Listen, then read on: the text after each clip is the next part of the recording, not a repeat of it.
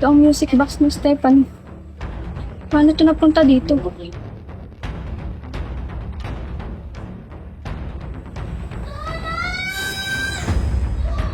Si Stephanie ba yun? Nasa loob ng bahay? Pumasok na kayo sa loob! Ako na magbabantay dito sa labas! Sigurado ka ba? Oo!